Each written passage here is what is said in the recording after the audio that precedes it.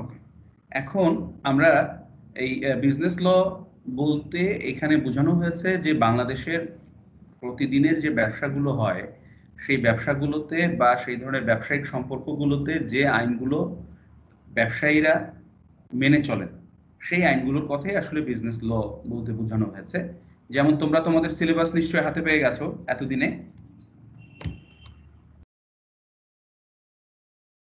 যদি তোমরা সিলেবাসগুলো হাতে পেয়ে থাকো তাহলে তোমরা দেখবে যে সেখানে বিজনেস ল বলতে বোঝানো হয়েছে যেমন তোমার অর্থঋণ আদালত আইন, তারপরে তোমার নেগোশিয়েবল ইনস্ট্রুমেন্ট অ্যাক্ট, তারপরে ব্যাংক্রাপসি অ্যাক্ট, তারপরে সম্ভবত আরো আরো প্রায় 5-6টা আইন ছোট ছোট আছে। যেমন ধরো এজেন্সি কন্ট্রাক্ট অ্যাক্টের একটা পার্ট আছে এজেন্ট অ্যান্ড প্রিন্সিপাল, সেই অংশটা এর মধ্যে থাকবে।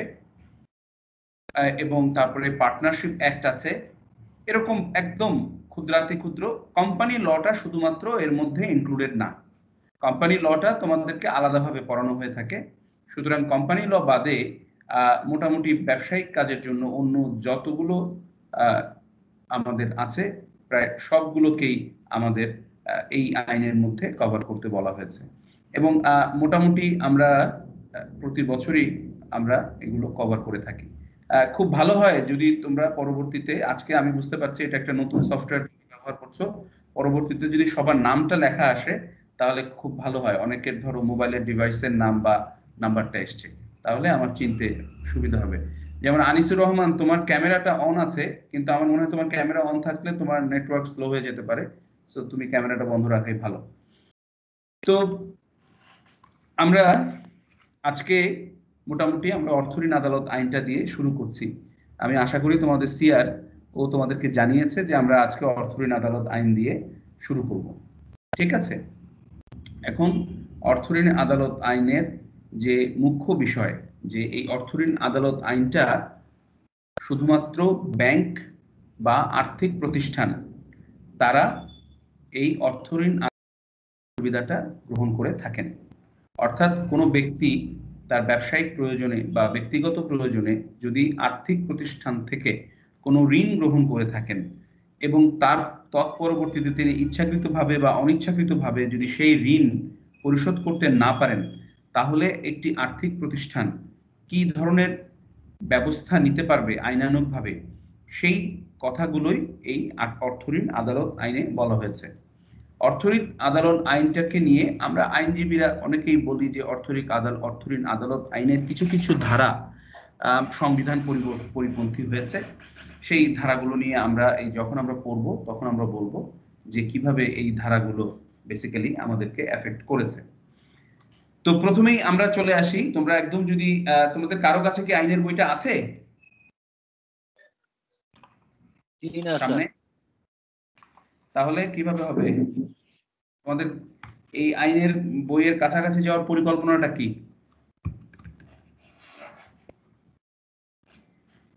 বলো দেখি। বই কি তোমরা কিনে কিনে ফেলতে পারবে তোমরা? স্যার এখনো কিনি নাই স্যার, বললে স্যার কিনবো স্যার। স্যার আমার একটা প্রশ্ন আছে। বলো।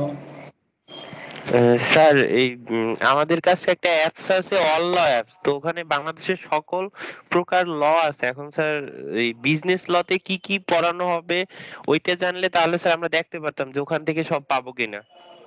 আমি জানি না তুমি এইমাত্র জয়েন করেছো কিনা, কিন্তু আমি একটু আগেই বলেছি তুমি আমাদের ভিডিওটা পরবর্তীতে দেখে নিও। হ্যাঁ, আমি রেকর্ড করে একটু আগে বলেছি যে কি আইন আমরা কভার করছি, ঠিক আছে? আবার নেগোশিয়েবল ইনস্ট্রুমেন্ট অ্যাক্ট, ঠিক আছে? তারপরে partnership act, bankruptcy, agent principal relationship, এই 5টা আইনই মূলত আমরা দেখব। তার সাথে আরো দুই একটা ছোটখাটো আইন আছে। আর বাংলাদেশে এই বইগুলো নিয়ে কোনো সিঙ্গেল বিজনেস ল নামে কোনো বই নাই। হ্যাঁ, তোমাদের মধ্যে একজন প্রশ্ন করেছে এইমাত্র যে কোনো বই আছে কিনা। মহিদুল জিজ্ঞেস করেছে যে কোনো বই আছে কিনা। বেসিক্যালি কিছু কিছু বইয়ের ক্ষেত্রে যেমন আমরা দেখেছি যে যেমন ধরো আমার কাছে ডিএলআর এর একটা অর্থঋণ আদালত আইন বই আছে, তোমরা এই বইটা বাজার থেকে কিনে নিতে পারো, বা ফটোকপি যদি বিক্রি করে নীলক্ষেতে তাহলে ফটোকপি কিনে নিতে পারো। এটা যেমন অর্থঋণ আদালত আইনের আইনের জন্য, আদালত আইনের জন্য। একইভাবে নেগোশিয়েবল ইনস্ট্রুমেন্ট অ্যাক্টের আলাদা বই আছে ডিএলআর এর, একইভাবে ব্যাংক্রাপসি অ্যাক্টের আলাদা বই রয়েছে বাজারে। সুতরাং প্রতিটা আইনের আলাদা আলাদা বই তোমাদেরকে কিনে নিতে হবে। এবং আমি বলবো যে বাংলা বা ইংরেজি সবগুলো বই equally good.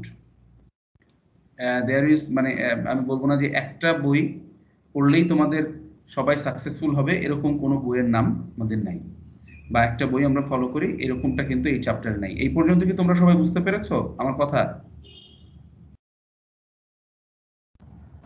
G sir. Thank you. এখন তাহলে আমরা শুরু করি।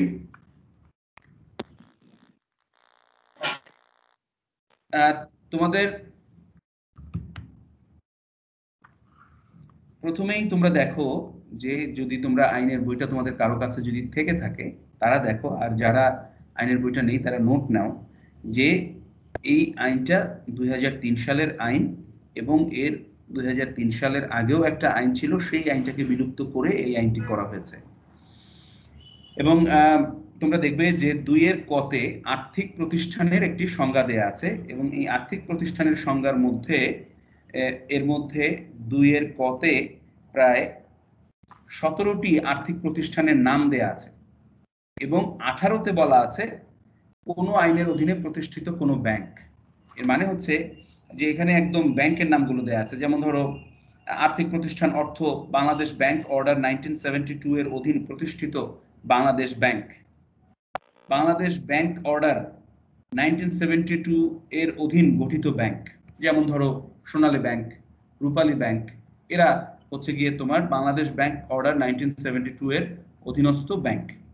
আবার ব্যাংক কোম্পানি আইন 1991 এর অধীন প্রতিষ্ঠিত বা পরিচালিত ব্যাংক কোম্পানি, সেগুলো যে প্রাইভেট কোম্পানিগুলো আমরা দেখি এখন, এই যে ব্র্যাক ব্যাংক বা ইত্যাদি ইত্যাদি ব্যাংক, এগুলো হয়েছে এই বিল্ডিংটার নিচে, মানে এই আইনটার নিচে, ব্যাংক কোম্পানি আইন 1991 এর অধীনে। Bangladesh house building finance corporation order 1973 এর অধীন প্রতিষ্ঠিত গৃহ ঋণদান কর্পোরেশন, এটা নিয়ে তোমাদের এই যে 4 নম্বরে যেটার কথা আমি বললাম, এটা নিয়ে কিছু জাজমেন্ট আছে। এই বাংলাদেশ হাউস বিল্ডিং ফিন্যান্স কর্পোরেশনকে এই ডেফিনেশন থেকে সরানোর ক্ষেত্রে 3টা জাজমেন্ট আছে। ঠিক আছে, তোমরা শুনতে পাচ্ছ? জি স্যার, শুনতে পাচ্ছি। জি স্যার। আচ্ছা,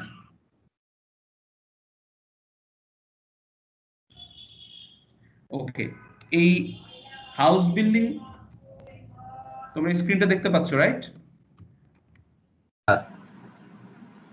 ইয়েস, হ্যাঁ স্যার, দেখতে পাচ্ছি। এই house building finance corporation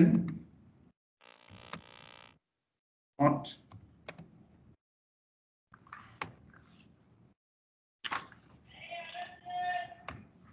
is not a financial institution.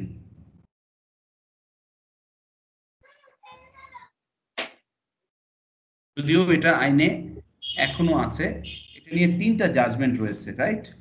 একটি হচ্ছে তোমাদের 49 ডিএলআর।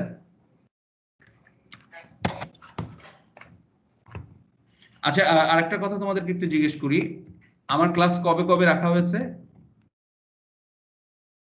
শুক্র শনি। আচ্ছা, এই 2 দিনের ভিতরে আমি একদিন ক্লাস নেব। সুতরাং সেই একদিন 2 ঘন্টার জন্য ক্লাস নেব, সেটা কোন দিন নেওয়া যাবে? স্যার 2 ঘন্টা একসাথে হলে স্যার শনিবারেই মনে হয় বেটার হয়। শুক্রবার হলে বেটার হয় স্যার। শুক্রবার নেন। তোমাদের মধ্যে বেটার হয় শুক্রবার। আলোচনা করে আমার জন্য বেটার হয় শনিবার হলে, ঠিক আছে? সো তোমরা তোমাদের নিজেদের মধ্যে আলোচনা করে আমাকে সিআর কে জানিয়ে দেবে, এবং সিআর আমাকে জানাবে, ঠিক আছে? স্যার আসলে অনেকেই ওয়ার্কিং পারসন, তো যে কারণে শুক্রবারে হলে বেটার হয়। না, অনেকের পার্সন হলেও শনিবার দিন তো ক্লাসের টাইম আছে, ঠিক আছে? সুতরাং আমার সুবিধা হচ্ছে শনিবার তোমরা একটু দেখো শনিবার দিনটা তোমরা অ্যাকোমোডেট করতে পারো কিনা। ওকে, সেই ক্ষেত্রে স্যার ক্লাসটা কখন নেবেন? 2 ঘন্টা শনিবার? তোমরা বলো শনিবার কখন থেকে কখন তোমাদের জন্য 2 ঘন্টা নেওয়া যেতে পারে? সেটা যদি স্যার বিকালে হয় তাহলে ওই ক্ষেত্রে হয়তো বা সমস্যা, মানে কারণ হ্যাঁ, বিকালে অফিস তো একটাই শেষ হয়ে যাবে। বিকালে কয়টা থেকে কয়টা? বিকালে সেটা স্যার 4টার পরে আর কি, যে কোনো সময় হইলে হবে, সমস্যা নেই। 4টার পরে 3টা পর্যন্ত তোমাদের ক্লাস আছে? সন্ধ্যা 7টার পরে দেন। 3টা পর্যন্ত তোমাদের ক্লাস আছে? জি জি, 3টা পর্যন্ত আছে, 4টা পর্যন্ত আছে আর কি, 2টা থেকে 4টা। আর তার আগে? তার আগে স্যার আপনার ক্লাস। আচ্ছা, আমার ক্লাস তোমাদের শনিবার সকালে কয়টা ক্লাস আছে? শনিবার সকালে 2টা আছে স্যার। শনিবার সকালে 2টা, একটা হচ্ছে আমার ক্লাস, জি, আরেকটা কোন স্যারের ক্লাস? আরেকটা হলো নাহিদ ম্যাডামের ক্লাস। নাহিদ ম্যাডামের ক্লাস কয়টায়? 10:15 থেকে 11টা। রাইট, 10:15 থেকে 11টা, তারপরের 11টা থেকে আমার ক্লাস, তাই তো? জি জি, আচ্ছা, আমরা যদি 11টা থেকে 12:30 পর্যন্ত ক্লাসটা নিয়ে নেই শনিবার, তাহলে কারো কোনো অসুবিধা আছে? এই ক্ষেত্রে হলো স্যার আমরা তো আপনার একটাই ক্লাস পাবো আর কি, অনেক যারা জব মানে জব পারসন, ঠিক আছে? তো আপনি যদি শনিবার ওই ক্ষেত্রে ক্লাস নেন অফিসিয়াল ডেতে, হলে আমাদের আসলে টোটালি আমরা কোনো ক্লাসই হয়তো বা অ্যাটেন্ড করতে পারবো না, এটা তো একটা প্রবলেম আছে। শনিবার কিন্তু ওয়ার্কিং ডে না। স্যার অনেক ব্যাংক আমাদের আসলে খোলা থাকে, হ্যাঁ, যেগুলো এডি শাখা, এডি হ্যাঁ, শাখাগুলো অবশ্য শনিবার খোলা থাকে, তো ওই ক্ষেত্রে আসলে তো অফিস যেতে হয়। তাহলে তো খুব সমস্যা। না, সেক্ষেত্রে আমার রেকর্ডিং থাকবে, রেকর্ডিং ইউটিউবে দেয়া থাকবে। আচ্ছা, যদি হ্যাঁ স্যার আপনার রেকর্ডিং যদি থাকে, প্রপারলি রেকর্ডিং থাকে এবং যদি ইউটিউব থাকে, উই আর হ্যাপি। আমরা মানে আমার মনে হয় কোনো ইয়া হবে না, আমরা আসলে পরে দেখে নিতে পারবো।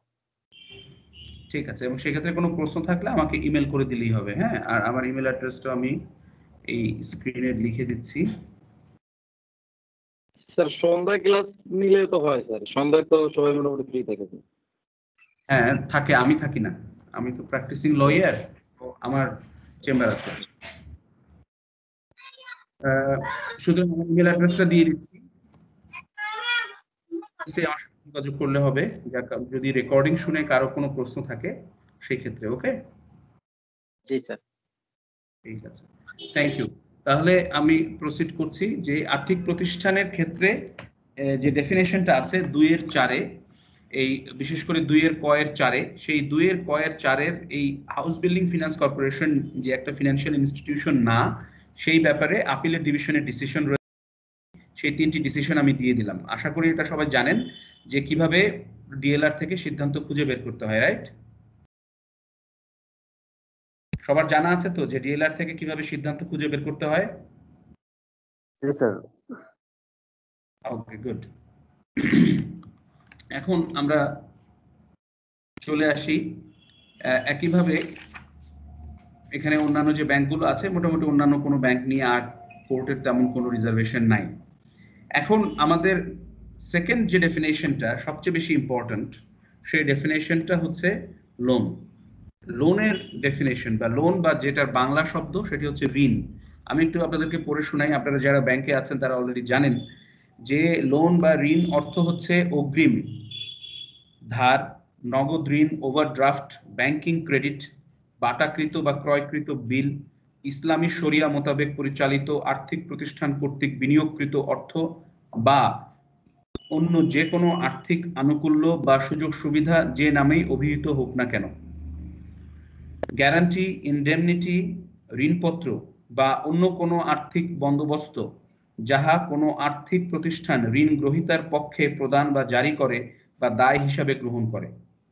3, কোনো আর্থিক প্রতিষ্ঠান কর্তৃক উহার কোনো কর্মকর্তা বা কর্মচারীকে প্রদত্ত কোনো ঋণ এবং পূর্ববর্তী ক্রমিক 1 হতে 3-এ উল্লেখিত ঋণ বা ক্ষেত্রমত ইসলামী শরিয়া অনুযায়ী পরিচালিত আর্থিক প্রতিষ্ঠান কর্তৃক বিনিয়োগকৃত অর্থ এর উপর বৈধভাবে আরোপিত সুদ, দণ্ড সুদ, বা মুনাফা বা ভাড়া।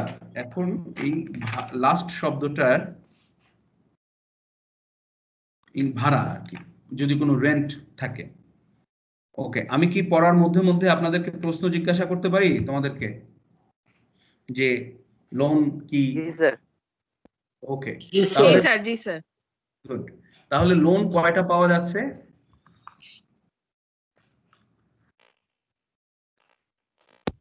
লোনের ডেফিনেশন কয় প্রকার, মানে কয় ধরনের লোনের কথা বলা হচ্ছে?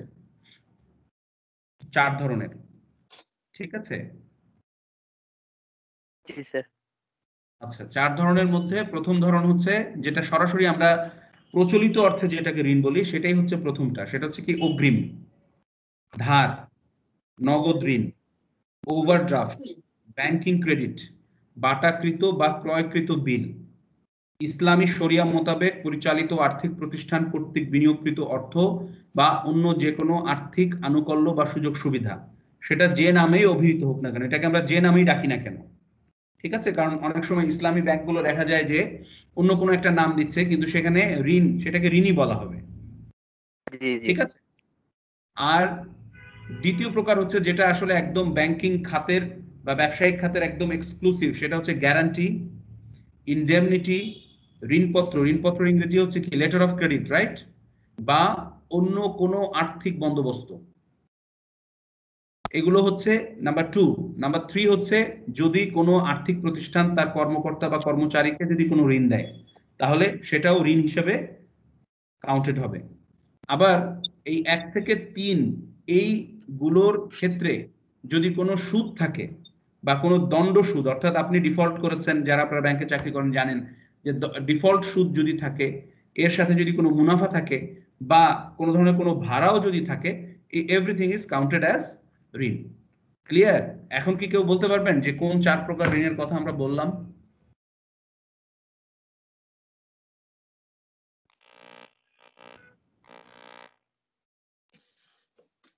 জি স্যার, আপনার এখানে স্যার 4 ধরনের যে ঋণের কথা বলা হয়েছে। আপনি বলছেন স্যার অগ্রিম ঋণ, যেটা নগদ নগদ ঋণ, বাটাকৃত ঋণ বা ইসলামী শরিয়াতে মারফত যেটা দেওয়া হয় এটা ঋণ।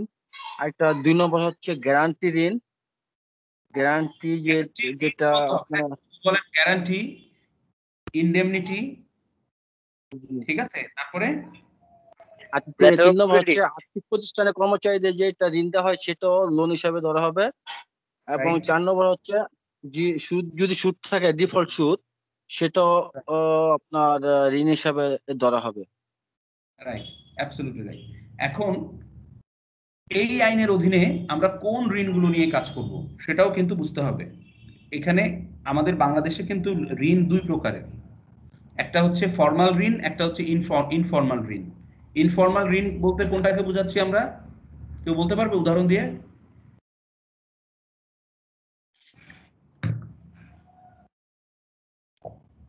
ইনফর্মাল ঋণ বা, হ্যাঁ বলেন কি স্যার, বলতে আমি চাচ্ছেন? একটু বলছি স্যার। মানে যেটা ইনস্টিটিউশন থেকে না নিয়ে, মানে ব্যাংকের থেকে না নিয়ে কোনো ব্যক্তিগত ইসের থেকে নেওয়া হয়, সেটাকে বলা হচ্ছে ইনফর্মাল। আর ফর্মাল ঋণ হচ্ছে যে কোনো ইনস্টিটিউশন থেকে যে ঋণটা নেওয়া হয় সেটা হচ্ছে ফর্মাল ঋণ। Absolutely right. আরো ন্যারো ডাউন যদি আমি করি, শুধুমাত্র ফর্মাল ঋণ বলতে বোঝানো হচ্ছে যে ফিনান্সিয়াল ইনস্টিটিউশন যেগুলোর ডেফিনেশন এই আইনের মধ্যে দেয়া আছে, সেগুলোকেই আমরা বলবো ফর্মাল ঋণ for the purpose of this act. আর বাকি সবগুলোকে আমরা বলবো ইনফর্মাল ঋণ, ঠিক আছে? জি স্যার। বোঝা গেল? জি স্যার। আচ্ছা, এখন জি স্যার। Thank you. এই অর্থ ঋণ, এই মামলাগুলোর জন্য একটি আদালত আলাদাভাবে করা হয়েছে, যার নাম অর্থ ঋণ আদালত আইন, ঠিক আছে? এখন এই অর্থ ঋণ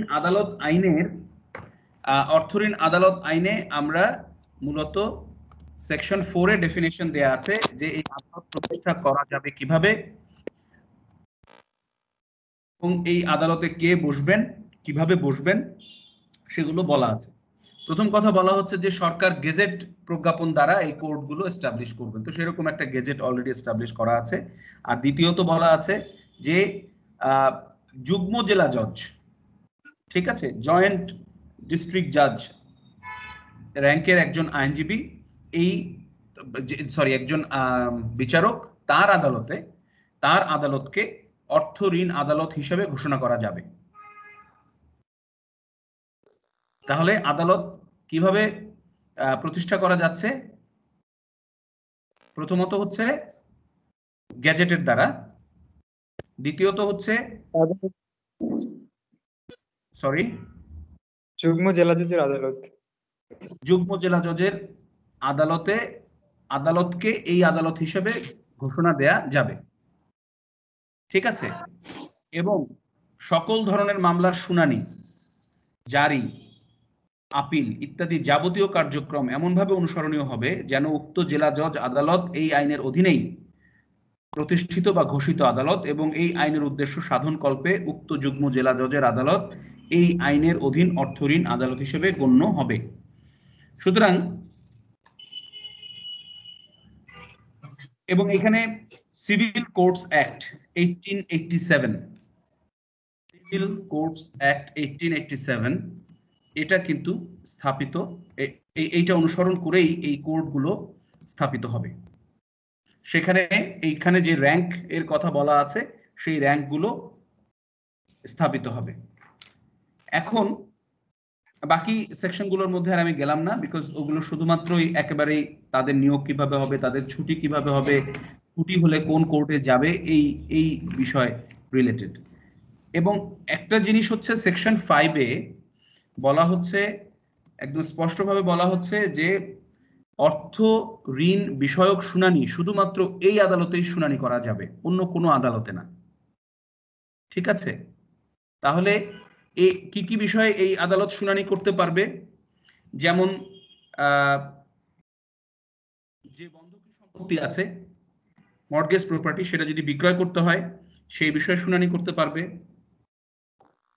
আর ঋণ শোধ করে দেওয়ার পরে যদি সম্পত্তি ফেরত দেওয়ার দরকার হয়, যেটাকে আমরা বলি ফোরক্লোজার, সেই ফোরক্লোজার রিগার্ড সংক্রান্ত যদি কোনো আদেশ থাকে, শুনানির প্রয়োজন হয়, সেটা বিষয়ে শুনানি করবে। এবং এই ফোরক্লোজারটা আপনারা transfer of property act, sale এবং ফোরক্লোজার দুটোই আপনারা ট্রান্সফার অফ প্রপার্টি অ্যাক্টে যে ডেফিনেশন আছে সেটা আপনারা দেখে নেবেন। মর্টগেজের যদি কোনো বিষয় থাকে তাহলে সেই মর্টগেজের বিষয়েও সেকশন 5-এ শুনানি হবে। এবং এছাড়াও এর আগে, এই আইন প্রতিষ্ঠিত হওয়ার আগে এই বিষয়ক শুনানিগুলো হতো সিপিসির অধীনে। সুতরাং যেসব মামলা আগে ফাইল করা হয়েছে, দায়ের করা হয়েছে, সেই মামলাগুলো এই আইনের অধীনে শুনানি করা যাবে। একই সাথে এখানে যদি এই যে সেল, ফোরক্লোজার এবং মর্টগেজ নিয়ে যে কথাগুলো আমরা বললাম, একই সাথে লোন বিষয়ক যে শুনানি সেটাও এখানে হবে। এই সংক্রান্ত শুনানির যে রায় এবং ডিক্রি হবে, সেই ডিক্রি যে জারি করতে হবে এটাকে বলে এক্সিকিউশন, ঠিক আছে। আপনাদের তো এখনো সিপিসি পড়ানো হয়নি, রাইট? স্যার হইছে স্যার, সিপিসি হয়ে গেছে স্যার, সিপিসি সিআরপিসি শেষ। বাহ, ভেরি গুড। তাহলে আপনারা জানেন যে এক্সিকিউশন বা জারি বলতে কি বোঝায়। সো এক্সিকিউশন বা জারি, হ্যাঁ, এই এক্সিকিউশন বা জারি করার যে মামলাগুলো আছে সেগুলো কিন্তু এই কোর্টেই হবে। এক্সিকিউশনের জন্য আলাদাভাবে এক্সিকিউশন কেস ফাইল করতে হয়, সো সেই এক্সিকিউশন কেস এখানে শুনানি হবে। একইভাবে যদি কোনো সরকারি পাওনা থাকে, সেই সরকারি পাওনা আদায়ের জন্য, যেটাকে আমরা বলি PDR, public demand recovery act, so সেই পিডিআর এর আওতায় যদি কোনো মামলা দেয়া হয়ে থাকে সেটা দিতে হবে। একই সাথে ফোরক্লোজারের সাথে আমি আগেই যেটা লিখেছি তার সাথে আমরা রিডেমশনটাও যদি যুক্ত করি, যে যদি কোনো রিডেমশন থাকে, অর্থাৎ লোন শোধ করা হয়ে গেছে, এখন লোন শোধ করার পরে সেই সমস্ত সম্পত্তি তার কাছে ফেরত আসবে, সুতরাং সেই রিডেমশন বিষয়ক যদি শুনানি হয় তাহলে সেটাও কিন্তু শুনানি করতে হবে। এখন আপনার ফোরক্লোজার এবং রিডেমশন দুটোর মধ্যে পার্থক্যটা হচ্ছে, ফোরক্লোজারে দেখা যাবে যে বন্ধকি সম্পত্তি সেটা ব্যাংক বিক্রি করে দিয়ে লোন পরিশোধিত হয়ে গেল, দ্যাট ইজ ফোরক্লোজার। আর রিডেমশন হচ্ছে যে যিনি ঋণ গ্রহীতা তিনি টাকা পয়সা দিয়ে তার সম্পত্তি ফেরত নিয়ে নিচ্ছেন, সেটাকে বলা হবে রিডামশন। ঠিক আছে, এই দুটো জিনিস যেন আমরা কনফিউজড না হয়ে যাই। সুতরাং এই ধরনের মামলাগুলোই বেসিক্যালি সেকশন 5 অনুযায়ী অর্থঋণ আদালত আইনে শুনানি হবে। এই পর্যন্ত কারো কোনো প্রশ্ন আছে?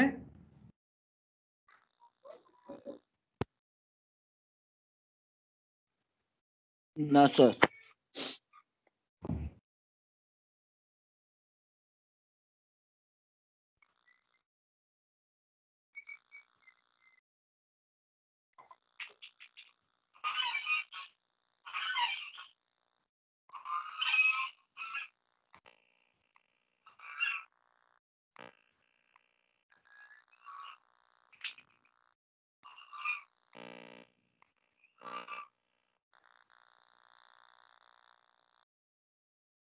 হ্যালো,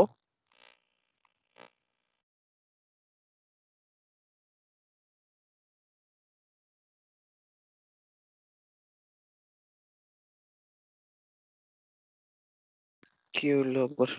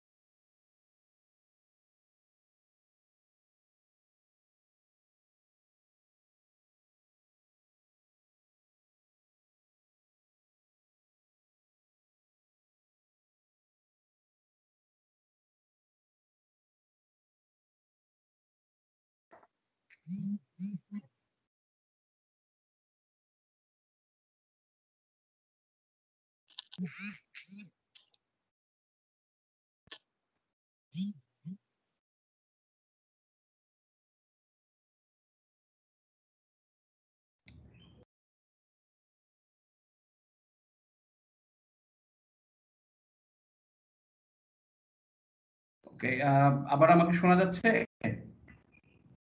জি স্যার। জি স্যার, শুনতে পাচ্ছি। একটু ডিসকানেক্টেড হয়ে গেছিলাম। Thank you very much. তো আমরা যে জায়গাটাতে ছিলাম, স্ক্রিনটা বোধহয় শেয়ারিং এখন আর নাই, আবার আমি স্ক্রিন শেয়ারিং দিচ্ছি।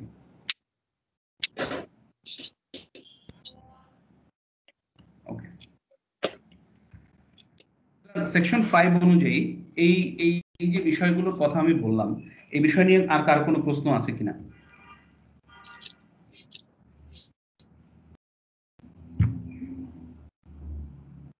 কারো কোনো প্রশ্ন আছে?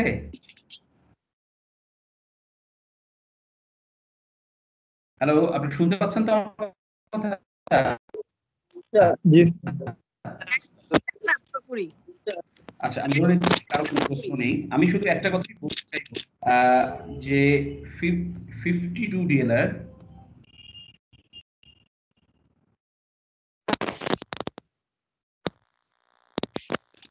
জাজমেন্ট অনুযায়ী আমি আশা করব যে আপনারা পরীক্ষার হলে এই জিনিসগুলো দিতে পারবেন। 52 ডিএলআর অ্যাপিলেট ডিভিশন 167 যদি এই রিলেটেড প্রশ্ন আসে, অনুযায়ী এই অর্থঋণ আদালত আইন একটি civil code having all the powers and jurisdiction under the Civil Procedure Code 1908 subject to the provisions of the act। অর্থাৎ এটি একটি বিশেষ আইন, এই আইনগুলোকে কিন্তু সিপিসি অধীনেই এক্সারসাইজ করবেন একজন বিচারক।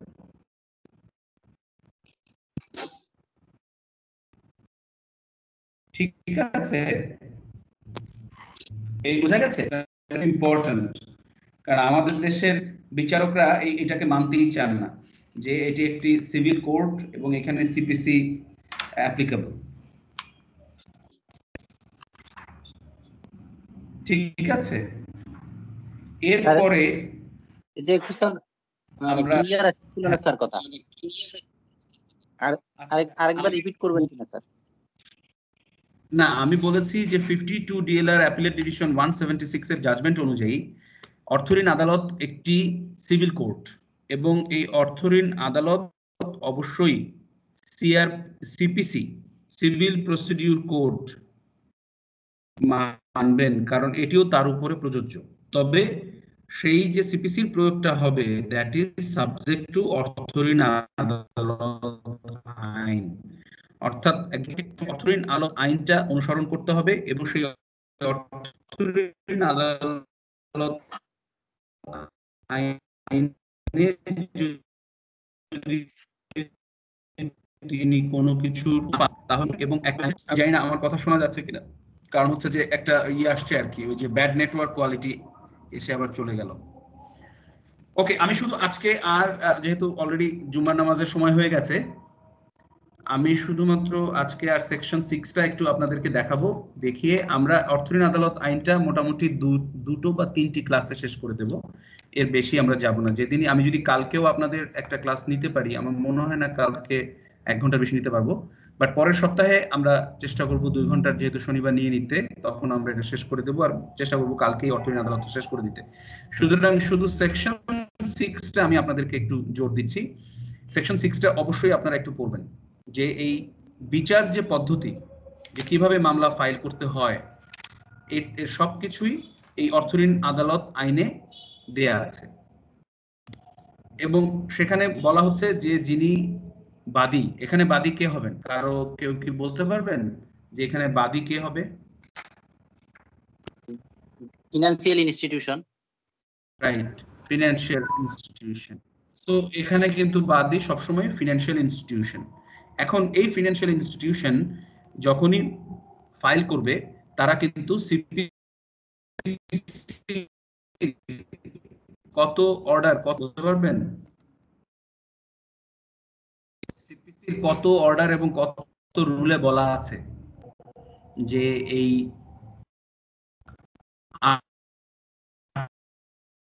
জি অর্ডার 6 রুল কত?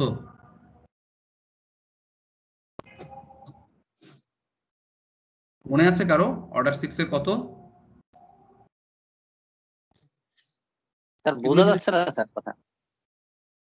আমি জিজ্ঞেস করেছি যে আরজি দাখিলের বিষয়টা সিপিসি তে বলা আছে, সেটা সিপিসির কত নাম্বার অর্ডারে বলা আছে, কারো মনে আছে কিনা? Sir 7, order 7 sir. হ্যাঁ, রুল কত?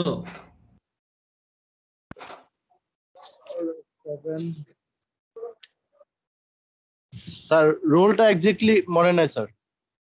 হ্যাঁ, রুলটা মনে করে ফেলতে হবে, কারণ হচ্ছে যে এগুলো একদম সাথে সাথে মুখস্থ থাকতে হবে। তো অর্ডার 7 রুল 1 থেকেই বলা আছে যে একটি আরজি দাখিল করতে হলে কি কি নিয়ম অনুসরণ করতে হবে, সেই অনুসরণীয় নিয়মগুলোকে এই ক্ষেত্রেও অনুসরণ করে আরজি দাখিল করতে হবে। তার সাথে একটি হলফনামা দিতে হবে এবং অ্যাড ভ্যালোরাম কোর্ট ফি দিতে হবে। অ্যাড ভ্যালোরাম কোর্ট ফি মানে কি কেউ বলতে পারবেন? স্যার মামলার মূল্যমান। অ্যাড ভ্যালোরাম কোর্ট ফি আর মামলার মূল্যমান ইজ আ ডিফারেন্ট ইস্যু। সেটা হচ্ছে মামলার মূল্যমান হচ্ছে কোর্ট ফিজ, কি বলে, সুট ভ্যালুয়েশন অ্যাক্ট, এই আইনটার নাম শুনেছেন? সুট ভ্যালুয়েশন অ্যাক্ট অনুযায়ী মামলার মূল্যমান ঠিক করা হয়। আর এই মামলার মূল্যমান অনুযায়ী বা যে আইনের অধীনে মামলা দাখিল করা হচ্ছে সেই মামলার আইন অনুযায়ী কোর্টকে একটা ফি দিতে হয়। এই যে আপনি মামলার শুনানি করবেন, সেই জন্য সরকারি কোষাগারে তো একটা টাকা দিতে হবে, যেখান থেকে সরকার বিচারের সাথে জড়িত যত কর্মচারী আছেন তাদেরকে তাদের বেতন আদি পরিশোধ করবেন এবং খরচ আদি নির্বাহ করবেন, সেটিকে বলে কোর্ট ফি। এখন 2 ধরনের কোর্ট ফি আছে, কি কি বলতে পারবেন? স্যার একটা ফিক্সড আর একটা অ্যাড ভ্যালোরাম। রাইট, এটাই আমি জিজ্ঞেস করছি। সো ফিক্সড ফি কি আর অ্যাড ভ্যালোরাম কোড ফি কি?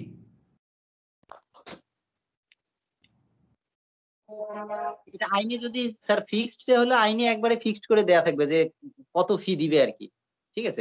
বলে দেয়া থাকবে। এক্সাম্পল কি? ঘোষণামূলক মোকদ্দমায় তো ফিক্সড দেওয়া হয়। কত টাকা?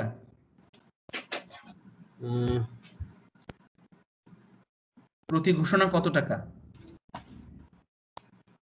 300 টাকা, ঠিক আছে? 300 টাকা, জি স্যার, 300 টাকা প্রতি ঘোষণা 300 টাকা। 300। আবার পার্মানেন্ট ইনজাংশনের মামলায় ফিক্সড কোর্ট ফি হচ্ছে 1000 টাকা।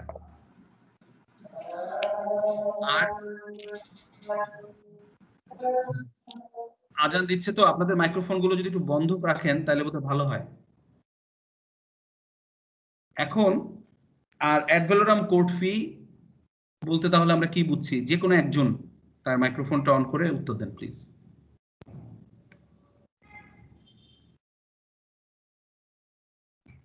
অ্যাড ভ্যালোরাম কোর্ট ফি বলতে আমরা কি বুঝছি?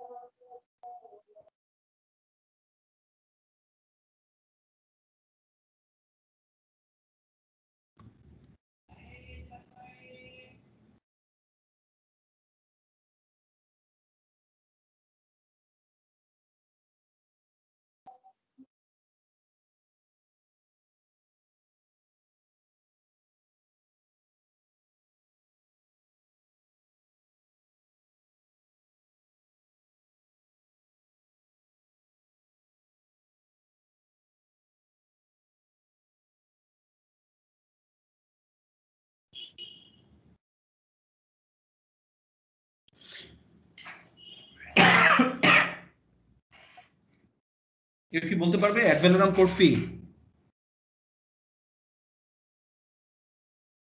আচ্ছা, অ্যাড ভ্যালোরাম কোর্ট ফি হচ্ছে যেখানে মামলার যে মূল্য তার উপরে পার্সেন্টেজ আকারে, for example right now the percentage is 2.5%, কিছুদিন আগে আরো কম ছিল। সো এই 2.5% এর সাথে অ্যাড করে একটা অ্যাড ভ্যালোরাম ফি নির্ধারিত হবে মূল্যমানের সাথে। স্যার প্রিএমশনের মধ্যে যে পার্সেন্টেজ আকারে দেয় ওইটা কি সেম? প্রিএমশনের মোকদ্দমা তো ফিক্সড কোর্ট ফি, শুধুমাত্র মানি সুটের ক্ষেত্রে আমরা অ্যাড ভ্যালোরাম কোর্ট ফি দেই। সুতরাং অ্যাড ভ্যালোরাম কোর্ট ফি মানে হচ্ছে প্রপার্টির যে মূল্য, সেই প্রপার্টির মূল্যের উপরে যে প্রদেয় যে কোর্ট ফিটা হয়, that is called ad valorem court fee. আচ্ছা, একইভাবে এই আইনের অধীনে এই ধরনের মামলাতে তো একটা লিখিত জবাবও দিতে হবে। সেই লিখিত জবাবও কিন্তু হলফনামা সহকারে জমা দিতে হবে, এফিডেভিট সহ।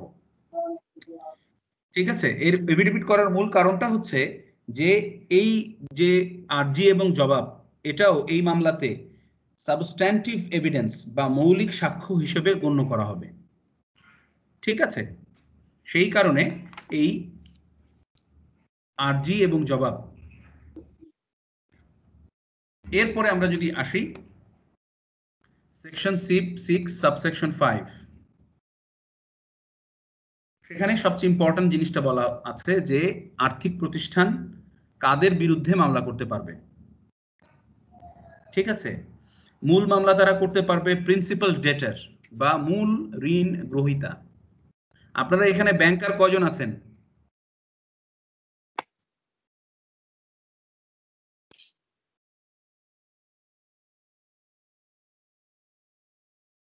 একজন মনে হয় স্যার।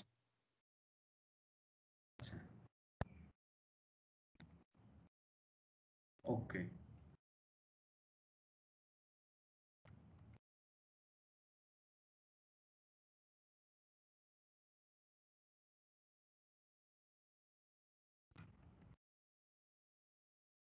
তাহলে একটা মামলায় আর্থিক প্রতিষ্ঠান বিবাদী হিসেবে 3 জনকে পক্ষভুক্ত করতে পারে। একজন হচ্ছে প্রিন্সিপাল ডেটার, অর্থাৎ যিনি মূল ঋণ গ্রহীতা। থার্ড পার্টি মর্টগেজের অর্থাৎ তৃতীয় পক্ষ বন্ধকদাতা, অর্থাৎ এই মামলায় যদি অন্য কোনো তৃতীয় পক্ষ বন্ধক দাতা থাকে যারাও এই মামলাটা প্রপার্টিটাকে অন্য জায়গায় বন্ধক দিয়েও টাকা পয়সা নিয়েছেন তারা, অথবা third party guarantor. Third party guarantor কি? যে যিনি বা যারা এই লোনটাকে গ্যারান্টি দিয়েছেন যে যদি কোনো কারণে প্রিন্সিপাল ডেটার পরিশোধ করতে না পারে তাহলে আমি গ্যারান্টি দিচ্ছি যে এই টাকাটা আমি পরিশোধ করব। সুতরাং মামলা হলে তিনজনের বিরুদ্ধেই মামলা করতে হবে এবং তাদের বিরুদ্ধে, হ্যাঁ বলেন কার কি প্রশ্ন আছে? ইয়ে স্যার, কোশ্চেন ছিল যে মানে প্রিন্সিপাল ছাড়া যদি অন্য কেউ মর্টগেজর হয় তাহলে উনি কি থার্ড পার্টি মর্টগেজর? প্রিন্সিপাল ছাড়া যদি অন্য কোনো মর্টগেজর থাকে উনি তৃতীয় পক্ষ বন্ধকদাতা। অর্থাৎ ধরা যাক আমি আমার বাবার সম্পত্তি, আমার বাবার নামের সম্পত্তি নিয়ে আমি একটা ঋণ গ্রহণ করলাম, তো তাহলে আমি মূল ঋণ গ্রহীতা আর আমার বাবা থার্ড পার্টি মর্টগেজের, আচ্ছা, আর আমার মা হচ্ছেন গ্যারান্টর, সো আমার মা হচ্ছে থার্ড পার্টি গ্যারান্টর। বোঝা গেছে? পরিষ্কার? জি স্যার, জি স্যার। ওকে। এবং এই ধরনের বিবাদীদের বিরুদ্ধে যৌথভাবে ও পৃথক পৃথকভাবে কার্যকর হবে, অর্থাৎ যে আদেশ বা ডিক্রি হবে তা এদের এগেনস্টে জয়েন্টলি কার্যকর হবে, আবার ইন্ডিভিজুয়ালিও কার্যকর হবে। কখন জয়েন্টলি কার্যকর হবে? যখন প্রথম আমার যদি সবাই জীবিত থাকে তাহলে সাধারণত প্রিন্সিপাল ডেটারের উপরেই দায়টা বর্তায় যে তাকে এই টাকাটা দিতে হবে। যদি প্রিন্সিপাল ডেটর দেউলিয়া হয়ে যায় বা মরে যায় তাহলে থার্ড পার্টি মর্টগেজারের উপরে দায় চাপবে। যদি থার্ড পার্টি মর্টগেজারের প্রপার্টি থেকেও যদি লোন পরিশোধিত না হয় তাহলে তখন গ্যারান্টরের কাছে গিয়ে বাকি অংশটা পড়বে। আমরা দেখব যে that is the way it should be done. আচ্ছা, এখানে একটা প্রোভাইসো আছে, প্রোভাইসোটা আমি পড়ে শোনাই। প্রোভাইসো টু সেকশন 6 সাবসেকশন 5। তবে শর্ত থাকে যে ডিক্রি জারির মাধ্যমে দাবি আদায় হওয়ার ক্ষেত্রে আদালত, অর্থাৎ যখন ডিক্রি হয়ে যাচ্ছে তখন কি হবে? আদালত প্রথমে মূল ঋণ গ্রহীতা বিবাদীর এবং অতঃপর যথাক্রমে তৃতীয় পক্ষ বন্ধকদাতা থার্ড পার্টি মর্টগেজার ও তৃতীয় পক্ষ গ্যারান্টর এর সম্পত্তি যতদূর সম্ভব আকৃষ্ট করবে। অর্থাৎ যখন ডিক্রি হয়ে গেছে যে আপনাকে ভাই 10 কোটি টাকা ফেরত দিতে হবে, তখন প্রথমে এই প্রিন্সিপাল ডেটার যে তাকে বা তার সম্পত্তি বিক্রি করে এই টাকাটা দিতে হবে, গ্রহণ করবে ব্যাংক। যদি সেটা না থাকে, যেটা আমি বললাম, যদি প্রিন্সিপাল ডেটার দেউলিয়া হয়ে থাকে বা মৃত হয়ে যান অথবা তার সম্পত্তি বিক্রি করে যদি টোটাল প্রপার্টিটা না পাওয়া যায়, সেই ক্ষেত্রে থার্ড পার্টি মর্টগেজার বা থার্ড পার্টি গ্যারান্টরের সম্পত্তি আকৃষ্ট হবে। কথাটা কি পরিষ্কার? এই জিনিসটা কিন্তু খুবই ভাইটাল। এইটা নিয়েই আমাদের বিচারক আছেন, আমাদের আমরা আইনজীবীরা আছেন, আমাদের মধ্যে তর্কটা কিন্তু এটা নিয়েই হয় যে কার উপরে দায় বর্তাবে। এই ব্যাপারটা আপনাদের মধ্যে আপনারা পরিষ্কারভাবে বুঝতে পেরেছেন কিনা?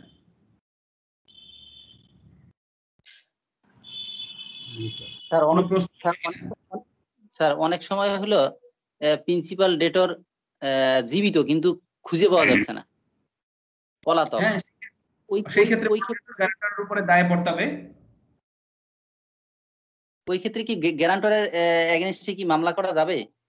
যিনি মানে মামলা যখন আপনি দায়ের করেন, আপনি কি ব্যাংকে চাকরি করেন? প্রশ্ন করছেন যিনি, আপনার জানা ভালো যে মামলা যখন করে তখন তিন পক্ষের মধ্যে একসাথে মামলা করে, তিনজনকে একই সাথে বিবাদী করে মামলা করা হয়, যাতে প্রিন্সিপাল ডেটার যদি পলাতক থাকে, মৃত থাকে, দেউলিয়া হয়ে যায় বা তার যদি সম্পত্তি সেই রকম না থাকে তাহলে যাতে অন্য দুজনের সম্পদ একসাথে আকৃষ্ট করা যায়, সেই জন্য একসাথে তিনজনের এগেইনস্টেই মামলা করা হয়। আপনি কি আপনার উত্তরটা পেলেন? জি স্যার, জি স্যার, জি জি, থ্যাংক ইউ। আর কারো কোনো প্রশ্ন আছে কিনা? আপনার নাম কি? আক্তার আহসান।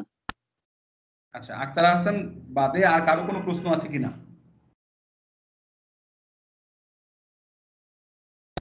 না স্যার। তাহলে আমি ধরে নিচ্ছি যে এই পর্যন্ত সবাই বুঝেছেন। এখন আমি নেক্সট পোরশনটাতে যাচ্ছি।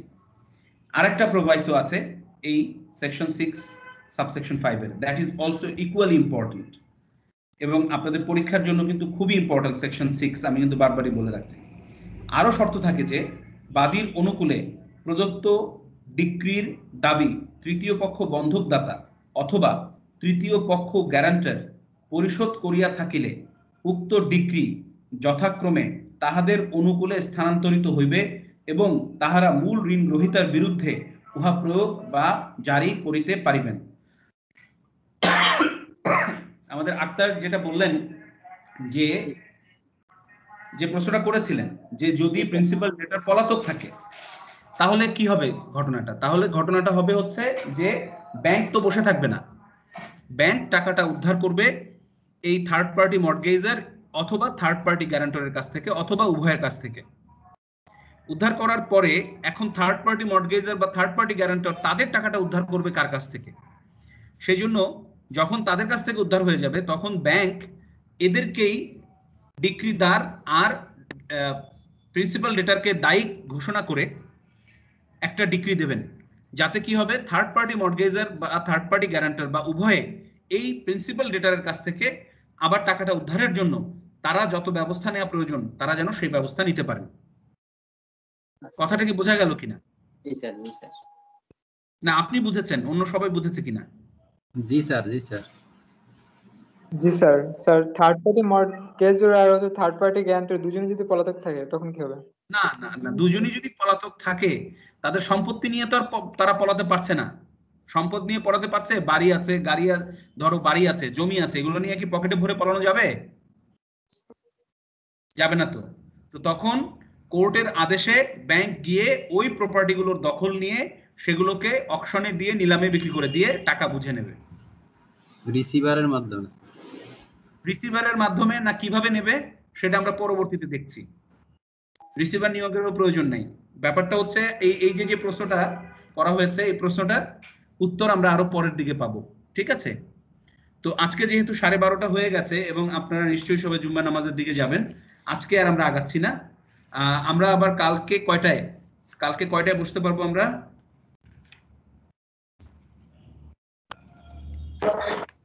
এগারোটার সময় স্যার, 11টা বা 11টা 11টা থেকে নিতে পারবেন কালকে আমি 11:30 থেকে আমরা বসবো।